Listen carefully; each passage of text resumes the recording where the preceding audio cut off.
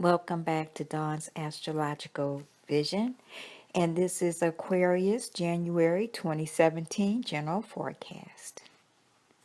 Welcome back, Aquarius Sun Sign, Rising, and Moon Sign, and Happy New Year. Aquarius, the Mercury retrograde carryover from 2016 gets this year off to a slow start. It is a reminder to finish tying up last year's loose ends. On the 4th, Mercury reverses back into Sagittarius, your 11th house. You will be backtracking and have to make an added effort to stay focused and on track. On the 8th, the retrograde is over and communications and transportation will start to return to normal. Mercury moves into Capricorn on the 12th. This is your 12th house, and at this time, any ideas you may come up with, you are probably keeping to yourself. You don't want to share your thoughts now and may have a fear of being judged by them. You also do your best research alone. You're thinking of old issues and taking this time to think of ways to eliminate mental baggage.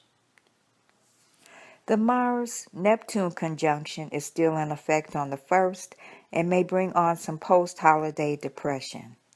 Try eating foods high in iron and getting enough sleep. The Sun is transiting your 12th house, the sign Capricorn, until the 19th. This transit can boost your courage to face any fears or inhibitions boldly and confidently. Take care that you don't arouse the displeasure of those in authority at this time, as they could make your life uncomfortable. You may have revelations about people or circumstances now that may have been previously hidden. You're in the background now, quite possibly by choice. You may need extra downtime or be a little fuzzy or diffused. This is a period of rest and physical and emotional replenishment. On the 7th, the Sun and Pluto conjunct. The Sun is our center of energy and Pluto rules over crisis and transformations. Pluto is transiting your 12th house. This is where the secret side of you lives, where secret affairs and dealings take place. Most importantly, the 12th house is like a room where you keep all the traits and behaviors that you were taught early on to stifle, avoid, or deny, especially in public. This house is fond of fantasy, illusion, and pretend play. With Pluto transiting in this house until 2024, Aquarians must transform the quality of his or her emotional life by sticking to some belief or transcendental truth, which has the effect of liberating the self from complicated or confusing emotions. For some Aquarians, this may take long periods of loneliness and avoiding social interaction. For dealing with other people often has the effect of again stirring up the old, troublesome emotions that he or she is trying to transcend. The planet Venus moves into Pisces, your second house, on the 3rd. Until February 3rd, your financial situation is likely to improve in some small way during this transit.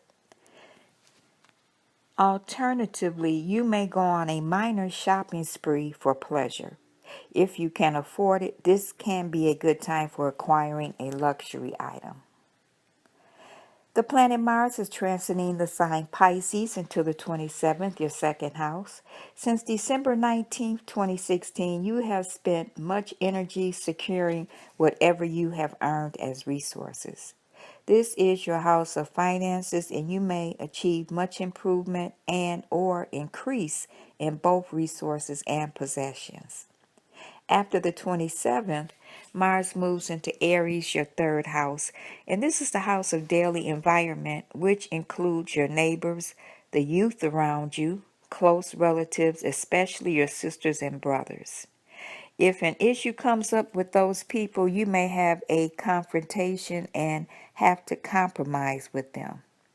Issues regarding transportation and communication may also come up. Extra caution is advised while driving or anything related with transportation. The lucky planet Jupiter remains in your ninth house, the sign Libra, until October 10th.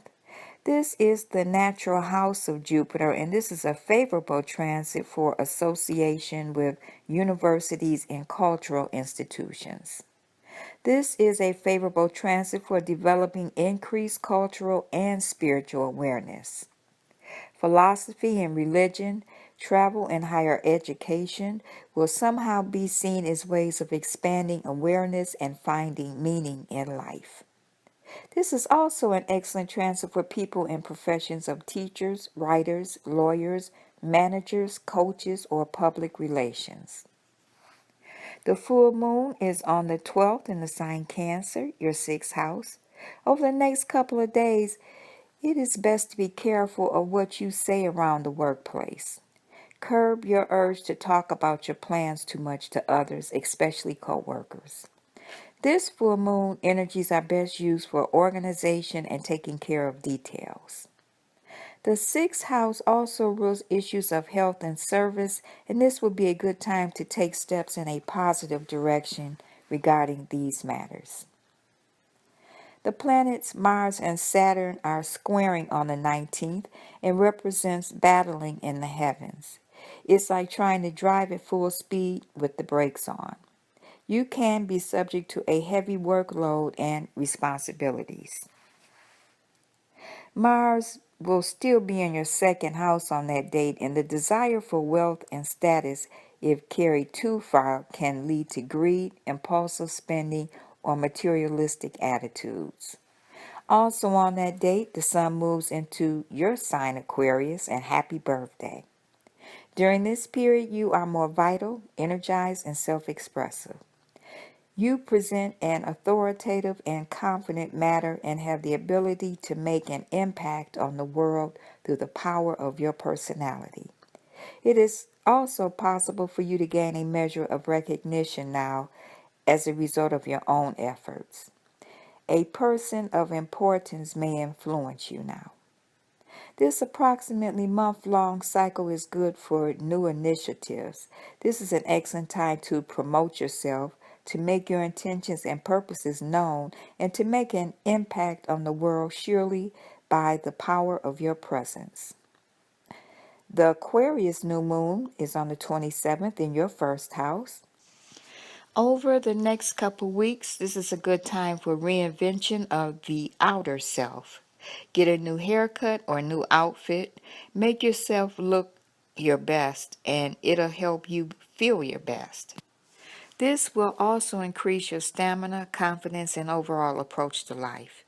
Your energy may be higher, which is good because you're likely to be quite busy, and you may be more eager about life, especially trying new things.